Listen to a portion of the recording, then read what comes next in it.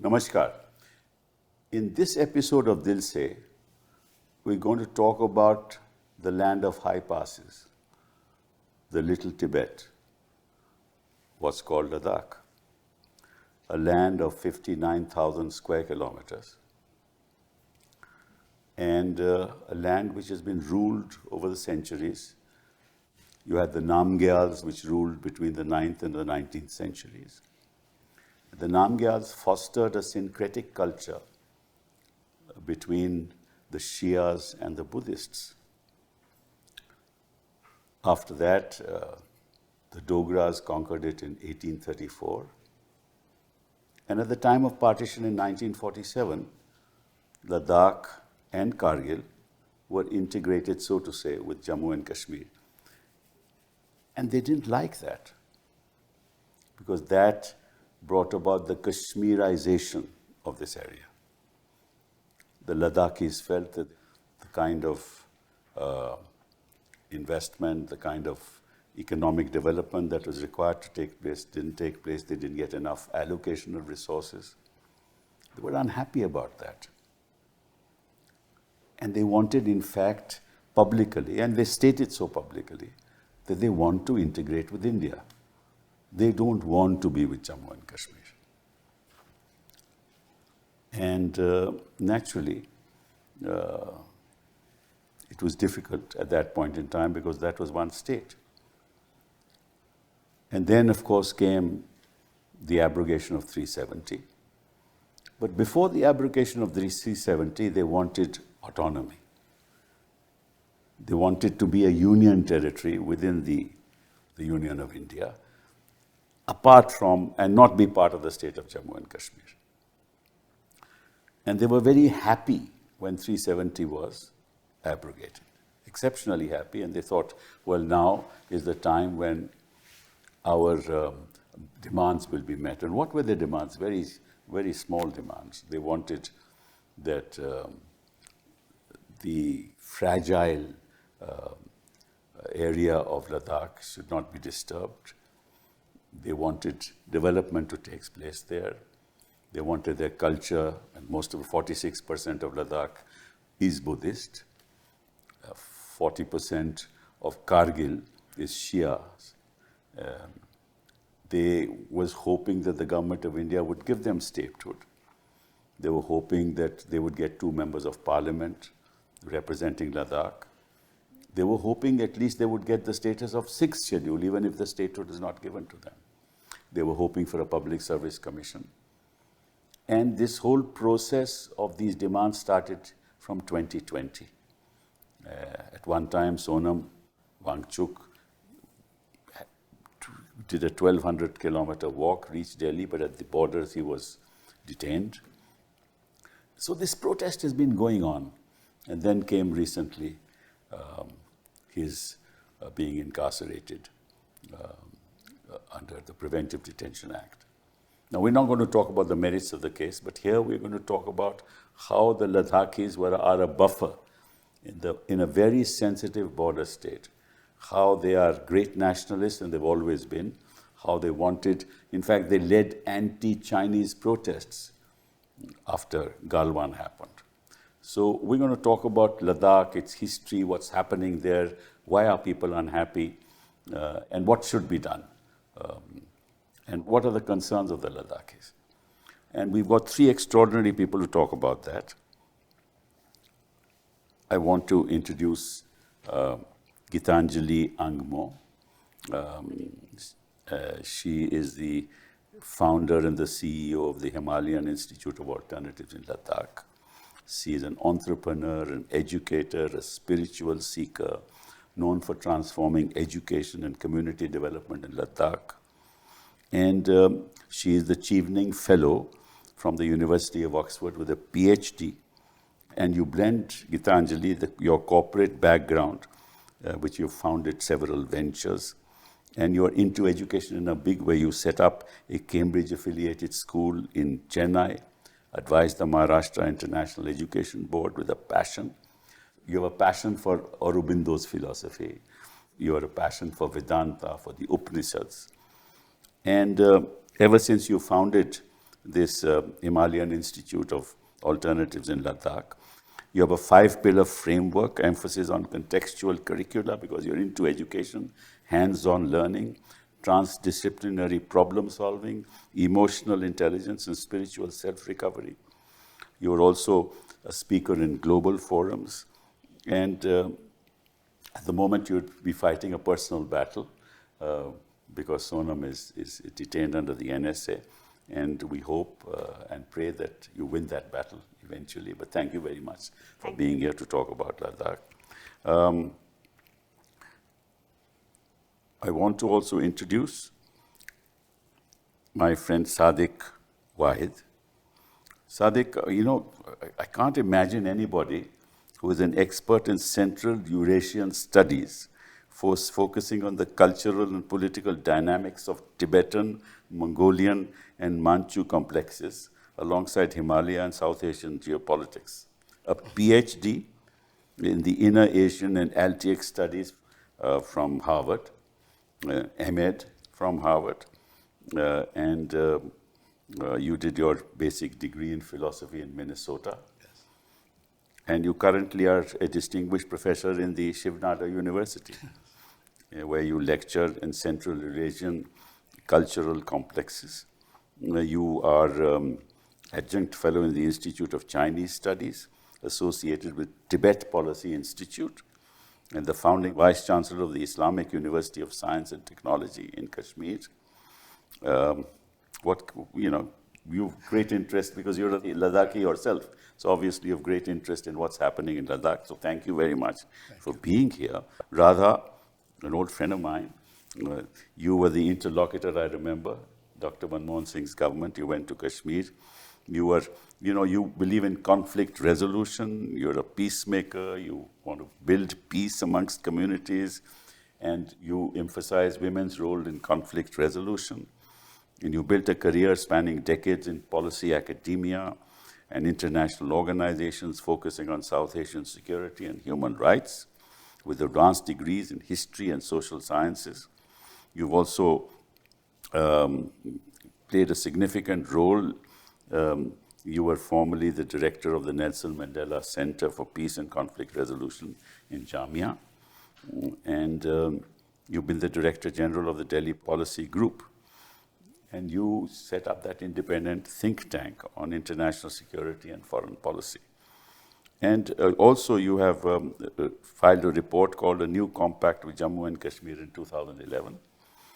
And you're also deeply, I believe recently you went to Ladakh, so you will tell us hands-on experience of what happened there. But let me start with you, Gitanjali. What do you think is happening in Ladakh and why this unrest? It is not unrest from Ladakh's point of view. Okay. It is just a reminder to the government to honor their promise. What are their promises? Based on which they won the last two elections, both the MP and the Hill Council elections, to grant legislature to Ladakh, be it as UT with legislature or statehood, and to grant it as the 6th schedule status, because 95% of the population is tribal in Ladakh. Okay. So when 370 was abrogated and Ladakh became a UT, as you said, everybody was happy. But when they read the fine print, it became evident that it was a UT without a legislature and without 6th schedule. So it is like opening it up for the wolves, because Why do you say wolves? Because when the fragile ecosystem like that is not protected, then the people who come from outside, they say in Ladakh, it's only the best of friends and the best of enemies that come. Oh, I see. Because it's such a difficult place. And it would also attract all kinds of wrong people who would want to make use of the resources. There is, we know, rare earth in the Tibetan plateau. There's a lot of lignite there, I believe. Yes, which is the future of AI and computing. And also the gigawatts of power that government wants to set up, for which they need thousands of acres of land. But this movement is not anti-development. 6th schedule is not anti-development. Generally, it development is equal to destruction, as we have seen, be it in the northeast or... the nature of development that's happening around. Yeah, generally, when what we... environment. Yes. So what people of Ladakh want, and Sonam is their voice and their representative, is that this development should happen in a conscious manner. It should not, because a politician will look at it for his 5-term benefit, 5-year term. A businessman will look at it for his ROI. Yes. But it's the people there. ROI means return on investment. Return on investment. And then, but it's the people who have lived there for thousands of years and who are looking at generations to come. Because there are very beautiful community practices in Ladakh, like the Paspon, it is called, where there are families that stay together for generations, and they come together for the deaths or marriages. Then there is this Churpon, which the water is managed by the villagers themselves. I see. And the resources are not looked at to be exploited, but nature is looked upon as a mother. So you only take as much as you need. So what 6th schedule basically says and insists is that when policies are made, these practices have to be taken into consideration. And Sonam has been pioneering this through his initiative of SECMOL, and now both of us through this HIAL, Himalayan Institute of Alternatives, which is not a university which just gives you a certificate so that you go to Dubai or UK and get a job. Okay, we say that the success is if our students go back to their villages and make it smart and prosperous, because this is the Sri Aurobindo's way of development, which is, he had said that if India follows the European way of just urbanization, then we'll only be realizing 50 years later, as Europe has realized, that that is not the way. We have to have grassroots, local self-sufficiency. And the Ladakhis all believe in that. Yes, the local self-sufficiency. So, I give this example that what do you call abundant or rich, If you go to a village in Zanskar, which is the backside of beyond, if Ladakh is the backside of beyond of India, Zanskar is the backside of beyond of Ladakh. Oh, I see. If all 4 of us land up there and go to a house, they'll welcome us. Okay, they'll have blankets for us. They'll have place for us to sleep. They will not even ask you, when do you plan to leave? We can plan to be there for a week or 10 days. Because it is local self-sufficiency. They are growing their own barley, they are growing their own potatoes for the whole year. It is subsistence agriculture. They are making their own clothes. They make their own houses with the bricks that they make with their own hands. I see. So they are it's entirely recession-proof. Sustainable. Financially even. They are recession-proof, Whereas if you see UK, it is reeling under energy poverty today because of the Ukraine-Russia war. Correct. Whereas here you can have your own solar panels and... So that's changing. That's changing.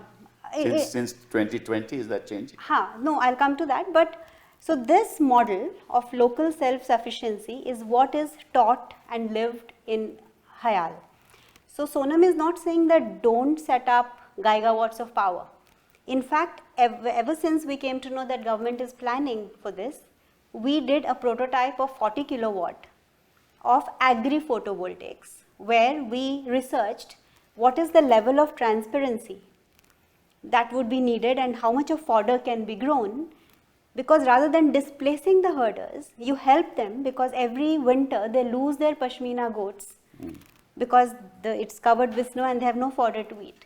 So he is saying that we can co-opt the communities and do a development in a way which does not displace them or cause them harm, but help them.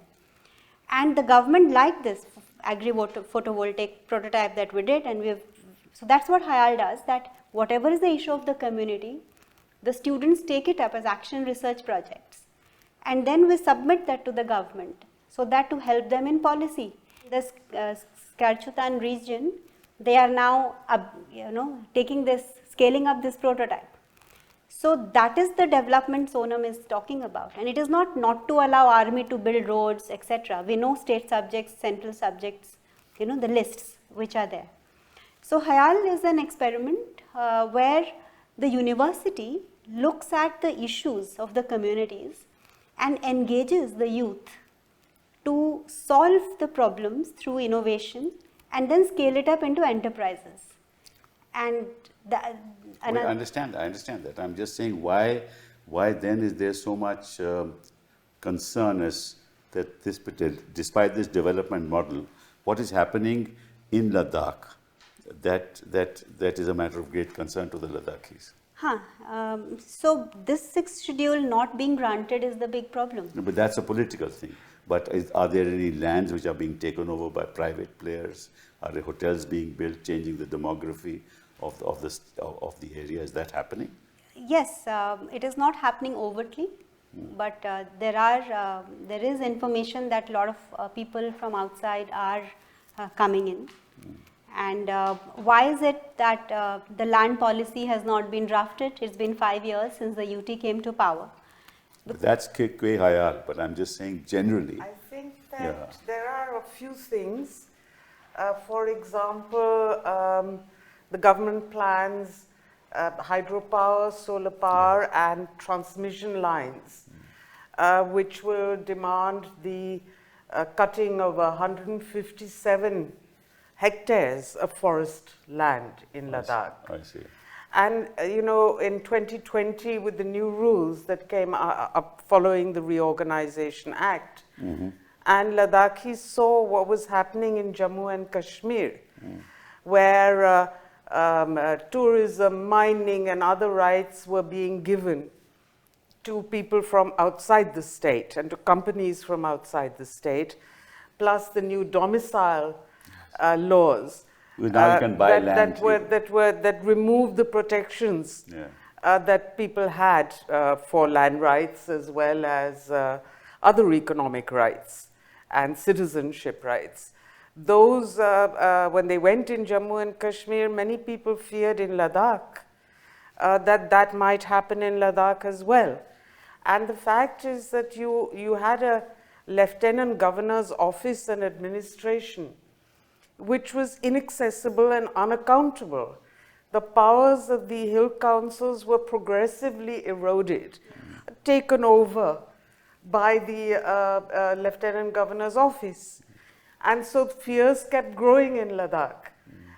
When the hill council people could not work with the lieutenant governor's office, when they were not consulted, then these development plans come in which neither are the elected hill council members consulted, nor are the environmentalists of Ladakh consulted.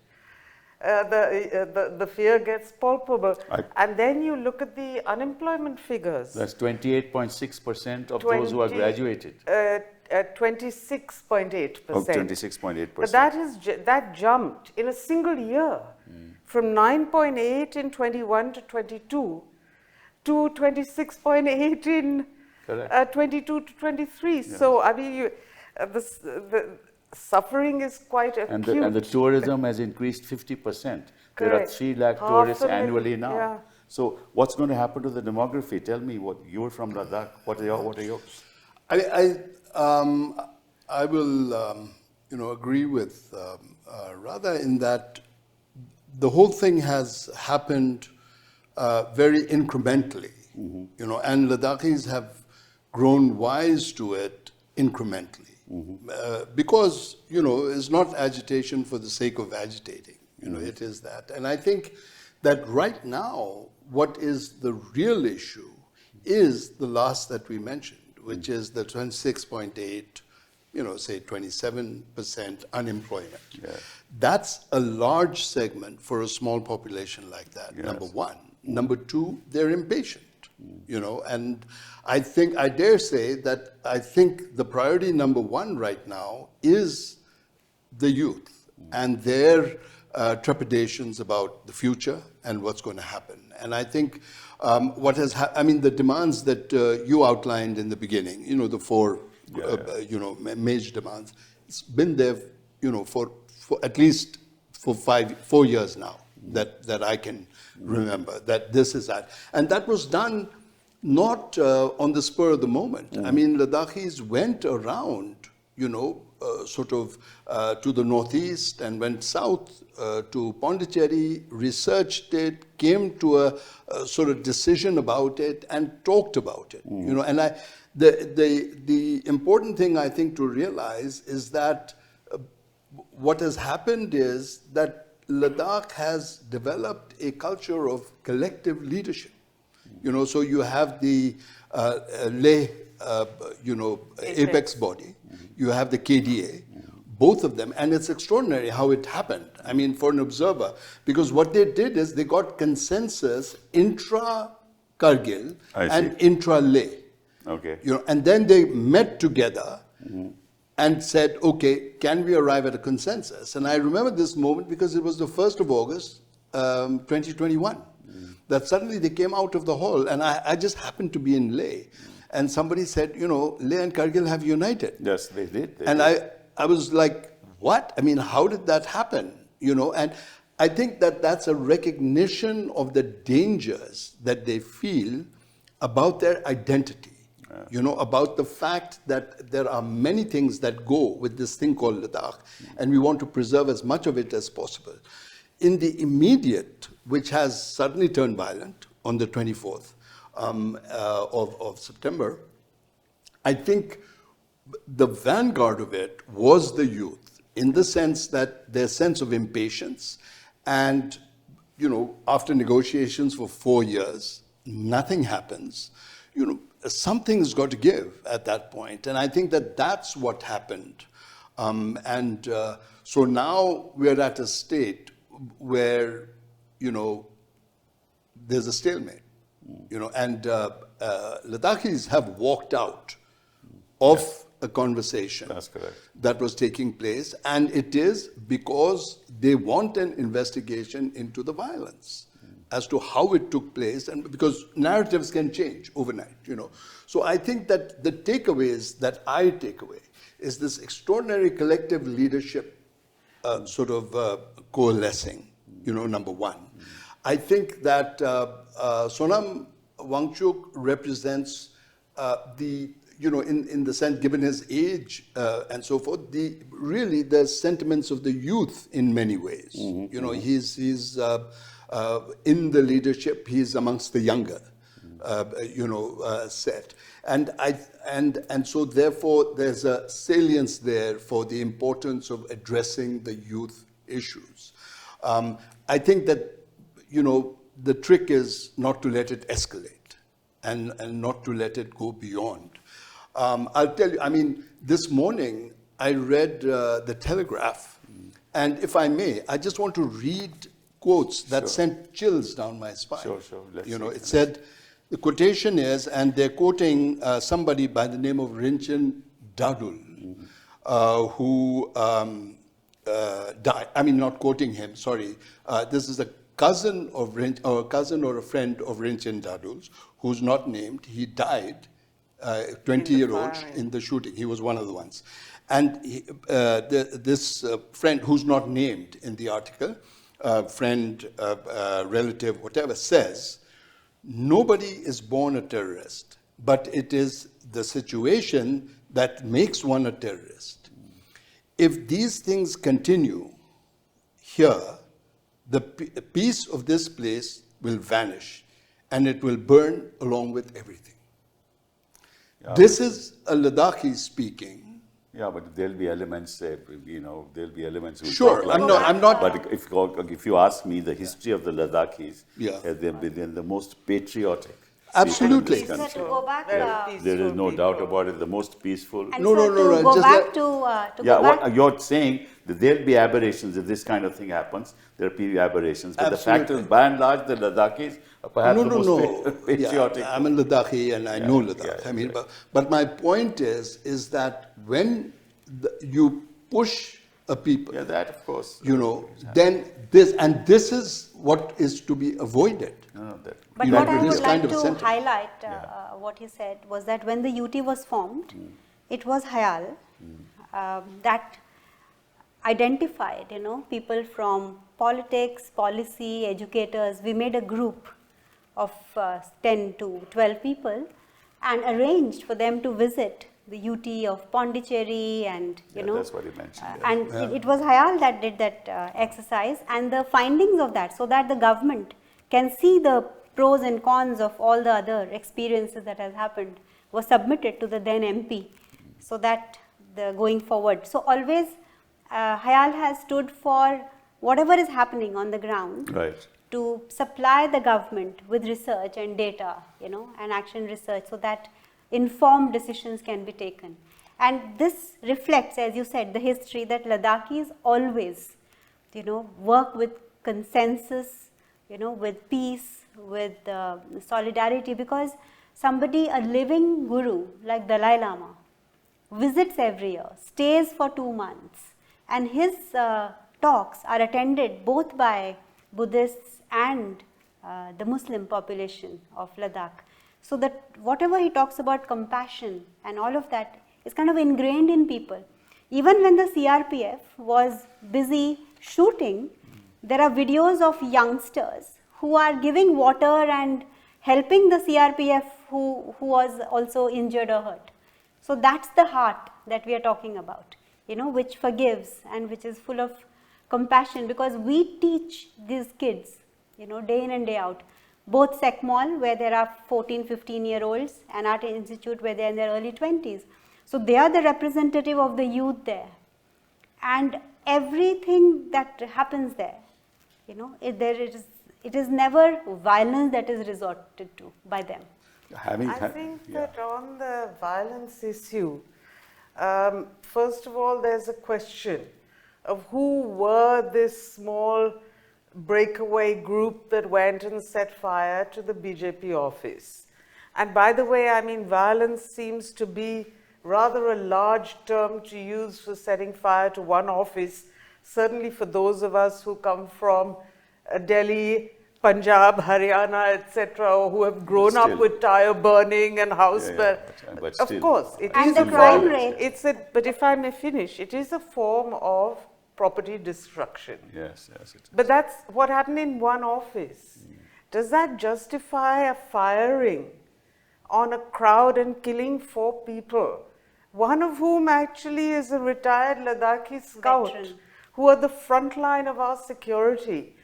I mean, my question, apart from that, the demand for a magisterial or judicial inquiry, is a slightly different one. Normally, when a member of the security forces is killed, you would have a show of solidarity from the security forces. Right. The funeral would have,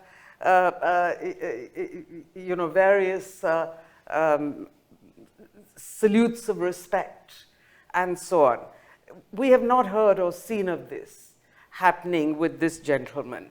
The army in Ladakh has traditionally relied on public support. Yes. More than that, what we have seen is that every invasion that has come by way of either Kargil 1999, or the Chinese incursions, the warnings have never come from our intelligence, whether military or they have always come from local shepherds. That's correct.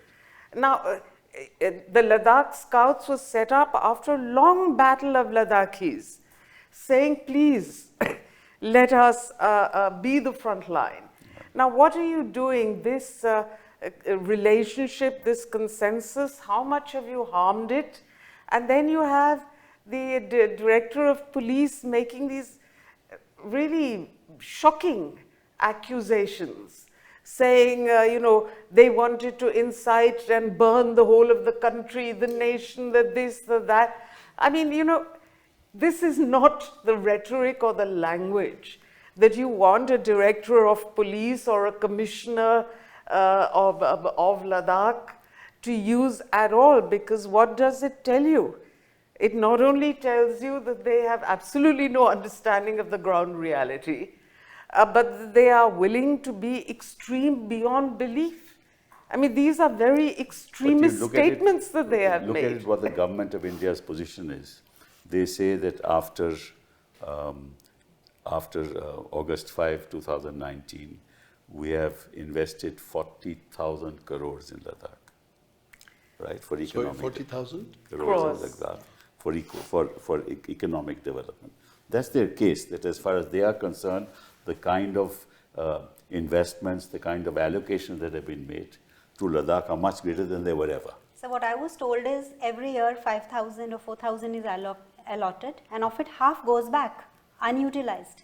Yeah. Yeah, but that's I'm telling you that over the years they say about 40,000 crores has been given, and that roads have been built and this, that, and the other, and greater facilities. But the fact of the matter is that one time, 90% of Ladakhi students failed in their class boards.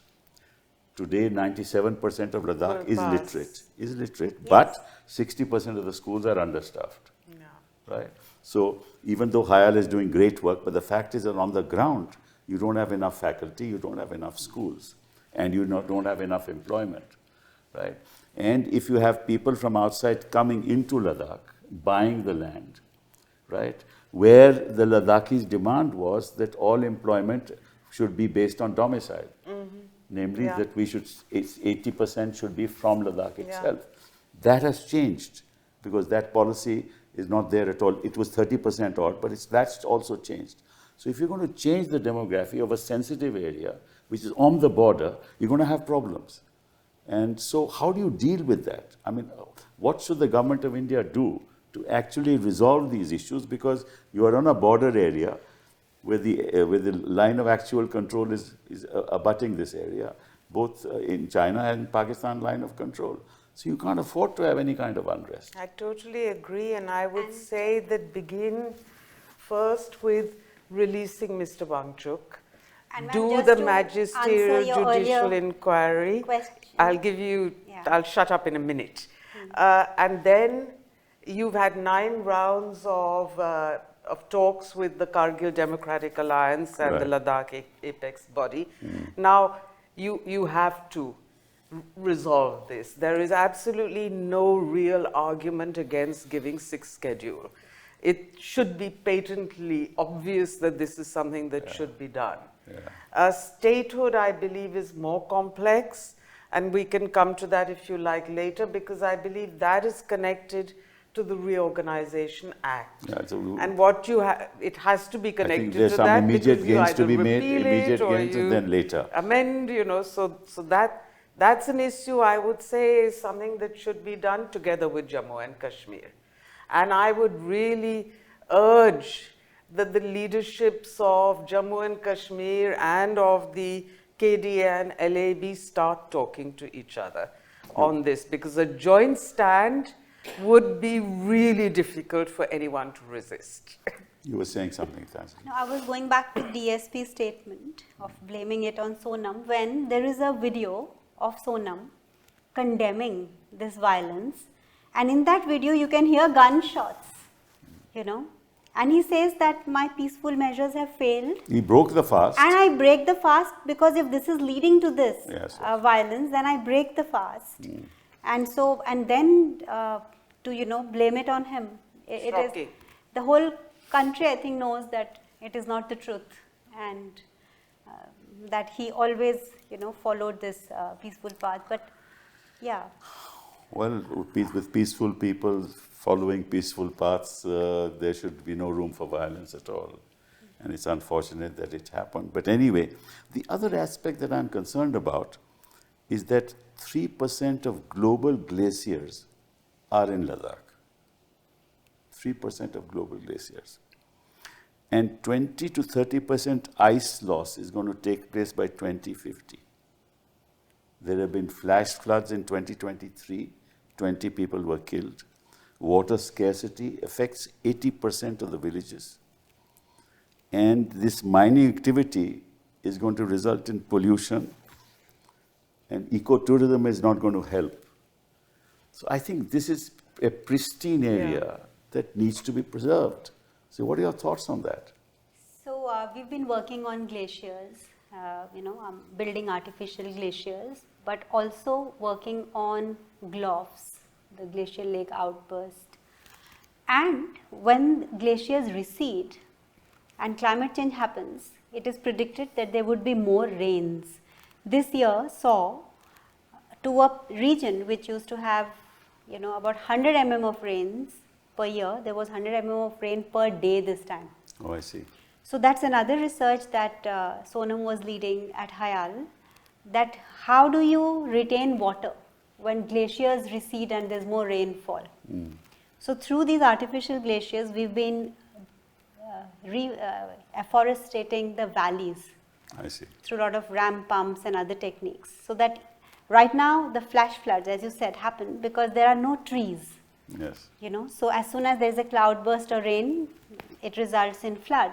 And the flip side of flood is drought. Right. So that's the cycle.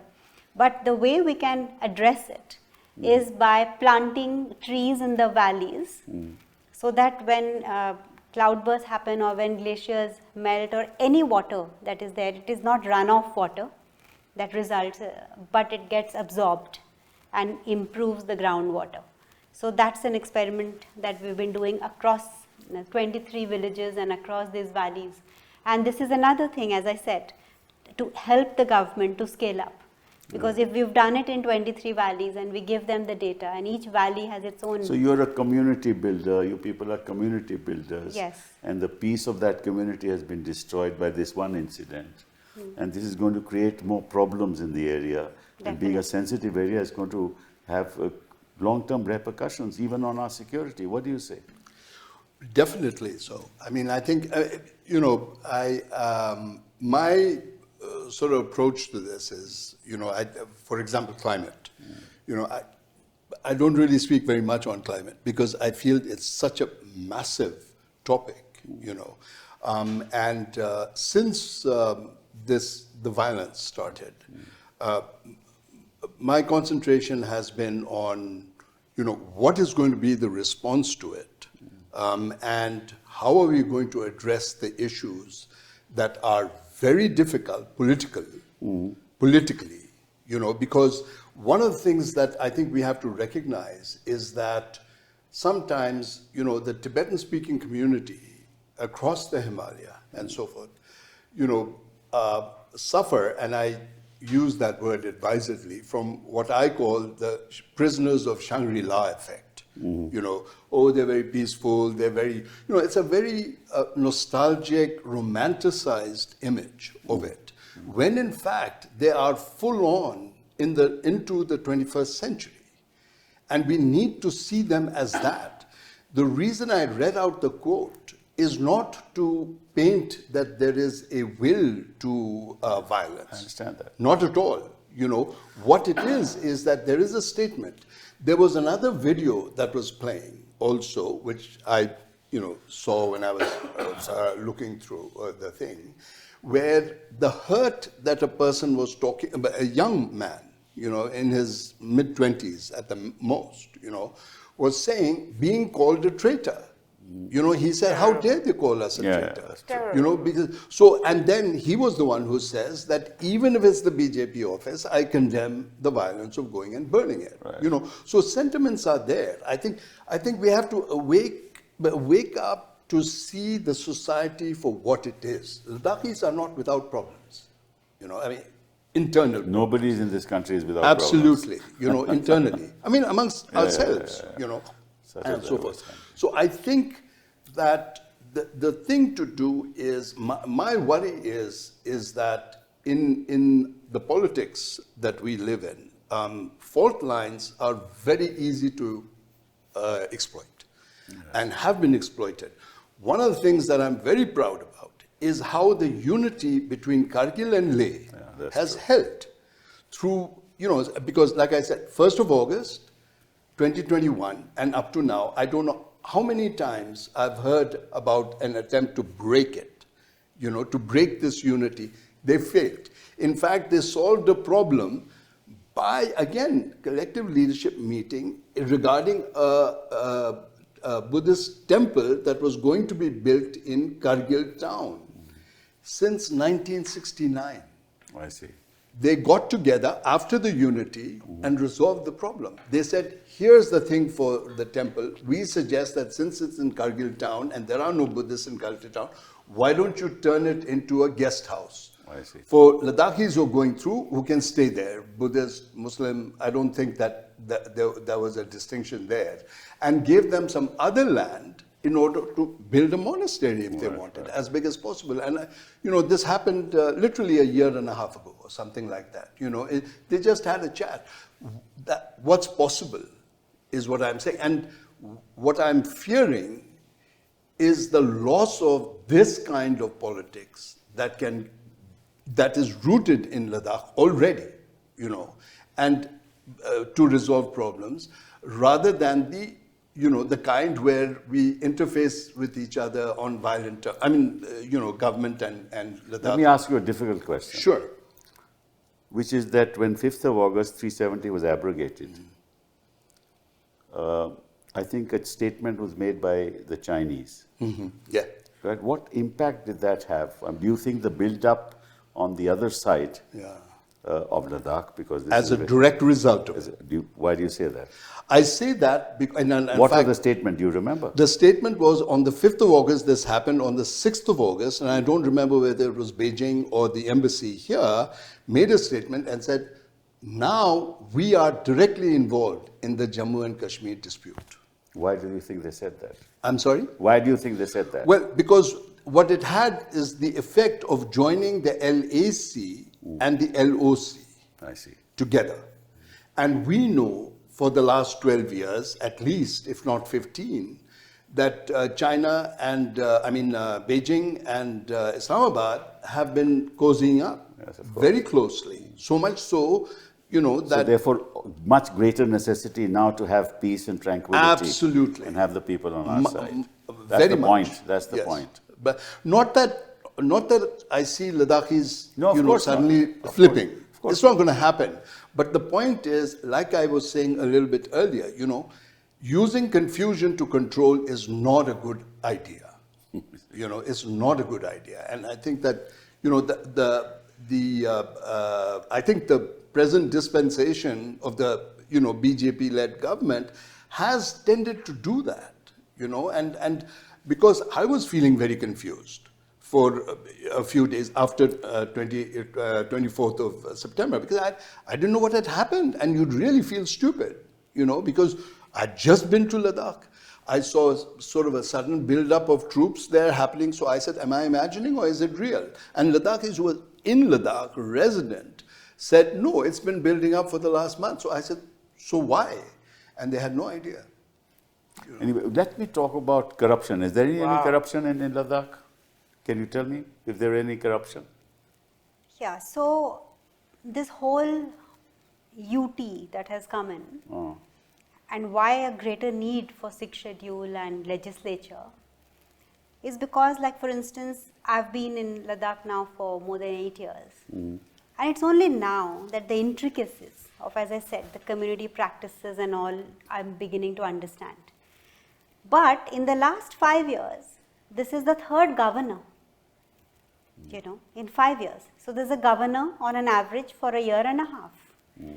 And with no understanding of Ladakh, and the commissioners also who come from outside have no understanding of Ladakh.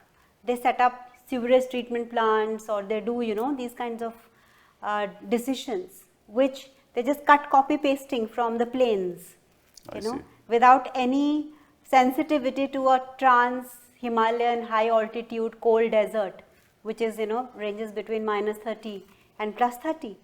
So they are just using their past knowledge and translating it there without adapting that knowledge. So that's one problem. And the second is that Ladakh did not know of any crime or violence. I see. We left our houses open. It knew of corruption? No, I'm coming to corruption as well. So the first is understanding of Ladakh and the policies that you are making, out of your hats. The second is we used to leave our houses open all the time. Even in the market, you just don't lock your car. There is almost zero crime rate. And then now we see gradually that also increasing. And third, I am told, is that some 5 or 8 years ago, corruption was unknown to Ladakhis leaders, like was crime. But we know of instances, and I would not like to name the officials, that the commissioners and all who were placed there are instances of huge corruption of practices that they followed, because of which they have been being transferred out as quick as they come in. So many commissioners, so many governors in the last 5 years. And that's not what a place like that, which has become a UT for, after having fought for 75 years, deserves, where there's no understanding of policy, no understanding of the local practices, and you're bringing in wrong practices like corruption to an otherwise, populace who was not even aware of such practices. Do you have you've heard of any of this, Radha? Yeah, the corruption. Corruption and other things on these issues? I mean, corruption, I've heard a few things about officers coming And from crime and stuff outside like and that? being Yeah. involved in Yeah, I'm corruption. talking of officers from outside Yes. who bring in corruption. And So the that practices. I've heard of. But that's when economic And, activity starts and hotels are being built, and this is bound to Money happen. is coming in. Exactly. And some levels of domestic crime rising I've heard of, but I don't know the facts and figures. But if I may shift the conversation Yeah. slightly, Sure. because the wonderful unity between Kargil and Leh, Right. which, as Sadiq has pointed out, is something relatively new. And I would say it might stem from the fact that it was amicably agreed to create 2 hill councils out of the first. The original was Ladakh Hill Council in 95. Right. 2003, because of the size of Ladakh and the cultural differences as well as political differences. The one council was not able to work. Right. And but they agreed together to create these 2 councils, and then I think that laid the ground for better relationships to develop Well, between. Actually, just a slight correction, You would- and that is that it was always meant to be 2 councils, Hill Council for Leh and Hill Council for Kargil districts. What happened is that Kargil was, let me say, skeptical about it and held back and didn't take ownership of the Hill Council. And then later on, they were convinced, I think largely by Leh's experience, that this is something that they had to do. It wasn't the 2 agreeing to it. There were always meant to be 2 hill councils for the 2 regions. I don't think so. Under the 95 Act, it was 1. Okay. It was No, a there was lo- only 1, and that was because of Leh accepted it immediately. I mean, because Leh had agitated for it. Everybody- Whereas Kargil said, thanks, but no thanks, we'll think about it. And went from there. I mean, so the relationship between them has always been ambivalent. The idea But to is... get back yeah. to, anyway, the point I wanted to make, which was on the 4 demands of the 2 KDA and LAB Yeah. together, which have been part of the 9 rounds of talks with the Right. Home Minister, includes statehood. That's correct. But that's And- not going to happen immediately. Well, whether it happens or not, I would like to say that, first of all, the size of this territory and the fact that it is a border state with 2 inimical neighbors right. of ours, not just 1. Right. And then its ecological, environmental, and other requirements entirely justify statehood, in my opinion. And in fact, I would argue strongly that if we look at the experience of the northeastern states, self-governance, creation of states, and giving of statehood has helped create peace and stability in several, not all, but in come on, Mizoram and Nagaland. I know, but you will see compared what's to happening in 20 Nagaland also today. But anyway, But that has been, so even Nagaland has gotten alarmed by the removal of 370, because the second, 370 was the first peace agreement that became part of the constitution.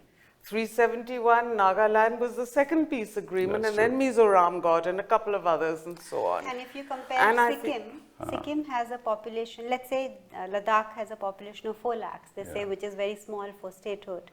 But Sikkim has a population of 6 lakhs. That's right. But area-wise, it is just 4,000 square kilometers. This is 47,000 But square that's kilometers. the argument. You know, this is an all-India argument. To what extent is population criteria the dominant? Must it always be? In the Ladakh case, I would say this is an exception because of the size of the territory. Yes. So here, I would argue population criteria is less important because simply looking at size and borders.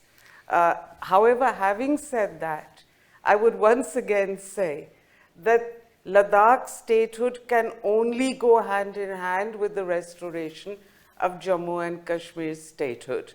Because if you do the one without the other, the trouble you are going to create in Jammu and Kashmir is something every responsible, and you know very well that the Ladakh and Kargil people are amongst the most responsible people in our country. And I would say every responsible person has to think about that. That if you give Ladakh statehood without restoring Jammu and Kashmir statehood, the trouble and anger and risk of violence. On that logic, I can tell you neither J&K nor Ladakh is going to get statehood. Well, There's no doubt about that. And so I I always believe you can never say never. No, of course you can never But sir, say. I will go back to your earlier question when Sonam was being threatened that he will have ED come after him. So he had told that I welcome the ED because I have nothing to fight. Right. But I would also like ED inquiry to happen to all the past commissioners and to the UT government. And he had challenged that openly in his video. Because when he was during Galwan war, he was talking about boycott China. You know, bullet ka jawab, wallet se. We came to know during that huge protests against China took place in Ladakh. No, but when we were talking about boycott Chinese goods, and in our university we have a policy not to buy Chinese goods, we heard that the UT of Ladakh had bought Chinese tablets under the first But that's LG because they want quick communication. That was there. No, but why? We know that China can put in chips, it could be a security hazard, and on one hand you're fighting Galwan, on the other hand you cannot make them economically better off by doing deals with them. So who's an anti-national here, you know? Or let's say who's hypocritical at least. When Sonam is saying don't. But anyway, the point is that this is a very complex situation. It needs to be handled very sensitively. Force is never an answer. Communication, reaching out, talking, being sensitive to the concerns, especially of an area which is bordering foreign powers. And I think it's time for the government of India to realize that they can't be dealing with troubles that are brewing up around the country. I mean, this seems to me to be absolutely thoughtless creation of trouble. Unnecessary. They've created trouble where there wasn't and trouble. so Sonam and we have always been issue-based, apolitical. He has praised Mr. Modi right in Islamabad from the stage about his mission life, which was a lifestyle change for environment, and his Swachh Bharat or whatever. He's praised it. But if he is asking you to remember your promise, or if he is telling you that this is a sensitive area, and if you do not do this, you will lose the elections, then you should treat him as a friend. Your best friend is not somebody who's your yes man, but somebody who's your critic. I think the government of India has realized that in foreign policy there are no friends, right? In foreign policy there are no friends, and in politics there are no promises. That's a great line to end on. Thank you very much for being here. Really, it's very kind of you, for all of you to be here. Thanks a lot. Thank you. Bye.